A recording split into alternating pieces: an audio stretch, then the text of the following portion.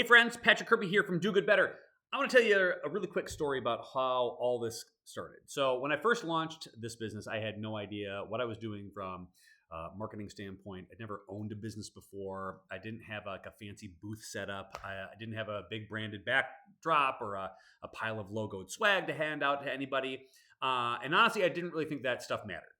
Because if you're working in a nonprofit or you're in fundraising or you're nonprofit leadership, you're already wearing 10,000 different hats, and a branded phone charger or a tote bag that's got a chip clip in it is not going to solve the things that are actually keeping you up at night.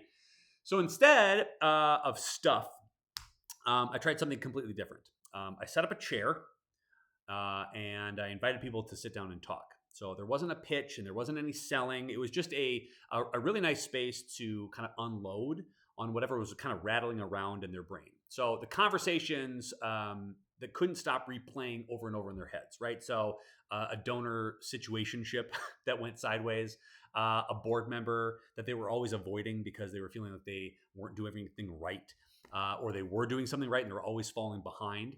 And that's kind of how Philantherapy was born. It wasn't real therapy, let's be clear. I have a political science degree.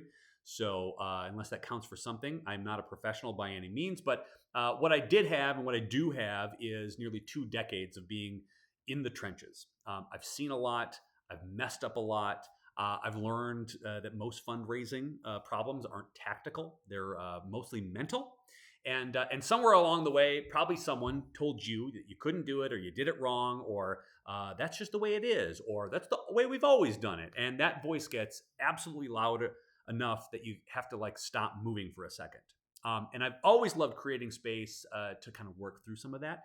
And honestly, if we're looking around, I think we need that stuff more than ever. So there's a lot of stuff happening outside of our organizations, right? Economically and politically and emotionally. It's heavy. And most nonprofit leaders, I think, don't have a safe space or an outlet where they can say, this is hard, this sucks, I don't like it, and yet I love it at the same time without feeling like you're failing.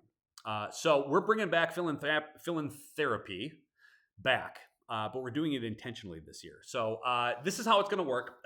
Think of this as kind of like a Dear Patrick series. So every week, I'm going to answer a real question from someone doing the work out here into the universe, right? You may be on our mailing list. You may be just seeing this online. But it's going to be something specific. It's going to be something honest. It's going to be something that you may not feel comfortable asking out loud, but you really want help with it, right? So you can be anonymous. I got you. Don't worry about that. But each month, we're also going to anchor the conversation around kind of a theme, right? Philantherapy is going to have a multi-month theme. And in February, we're kicking off with donor fatigue. And not just donor fatigue, in like it's very specific, but it's nonprofit fatigue in general. Compassion fatigue, leadership fatigue, all these kind of things that we're feeling inside what we're pretending we're not. I'm going to write about it. I'm going to talk about it. I'm going to help you kind of sort out what's actually happening and what you can actually do to control, or what's in your control and what's not.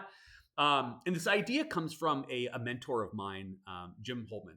And if you've known him, he had this unbelievable, uncanny ability to talk with you about what you needed to hear right when you needed it. He always called me exactly when I was like mentally underwater, and he'd say in his like, Southern accent, he'd go, "Patrick, how you doing?" And I would usually say, "Not great." And he'd give me like 10 minutes to vent, and there was never a judgment. And then he'd always say, "All right, what's the path forward?" And then we'd walk through it. That space mattered to me. And so this is me paying it forward. And the only homework that I'm asking you to do is send me what is gnawing at you. What's the conversation that you keep replaying? What is the thing that you are avoiding to do? What's the problem that feels unsolvable or unavoidable right now? And if you're thinking it, I guarantee you and actually promise you that someone else is feeling it too. Your question and the answer that we kind of create might be exactly what someone else needs right now.